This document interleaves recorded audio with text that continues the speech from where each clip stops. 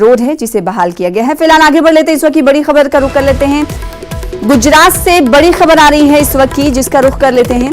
गुजरात बूटा डांगर पालिका की ward number 1 की बात करें तो जहां से बीजेपी ने जीत दर्ज की है। सभी 4 उम्मीदवारों ने दर्ज की है जीत। गुजरात से इस वक्त की बड़ी खबर। कुछ देर पहले इस हवाले से हम आपको तफसील दे रहे थे कि उम्मीदवारों की किस्मत का फैसला क्या कुछ होगा, ये कहना कब्ल अज़ वक्त होगा और इस वक्त नताज भी आने शुरू हो गए हैं। गुजरात बूटा डांगर पालिका से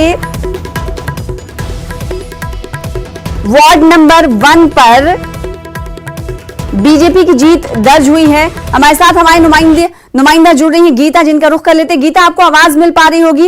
एक तरफ वोटों की गिनती हो रही है, रुझानात आ ही रहे हैं, अब नतीजे भी आ गए।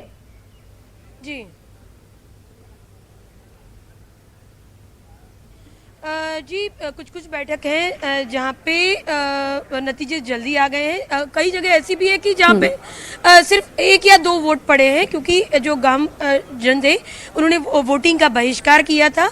तो आपने जो सीट बताई शायद वो सीट हो सकती है जहाँ पे कम वोटिंग हुई है। अदरवाइज दूसरी जगहों पे जो रिजल्ट है वो देरी से आने की एक संभावना इसलिए भी है क्योंकि कोविड गाइडलाइन का पालन करते हुए हर जगह पे सोशल डिस्टेंसिंग के साथ ही काउंटिंग की जा रही है। जब वोटिंग थी तब भी उस दिन भी काफ़ी लेट हुआ था क्योंकि कोविड गाइडलाइन का पालन करते हुए जो व्यवस्था थी वो थोड़ी धीमी चल रही थी।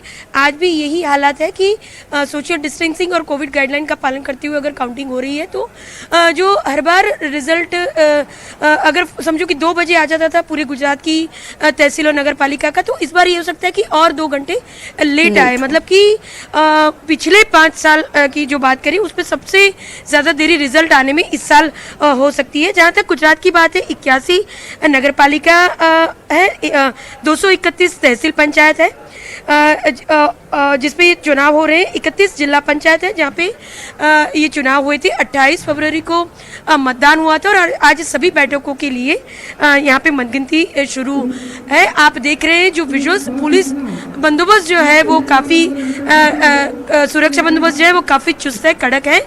और सबसे पहले जो बैलेट पेपर है उसकी गिनती शुरू हो गई है। लगता है कि 1 घंटा, कम से कम 1 घंटा बैलेट पेपर की गिनती में जाएगा। उसके बाद ही ईवीएम मशीन है उसके सील खुलने की संभावना है। बिल्कुल। तो गुजरात में हो रही वोटों की गिनती के हवाले से गीता हमें बता रही थी, क्योंकि अभी शुरुआती दौर है, तो इस वक्त अगर बात करें तो बैलेट पेपर की वोटों की गिनती हो रही है, फिर उसके बाद ईवीएम मशीन खुलेंगे।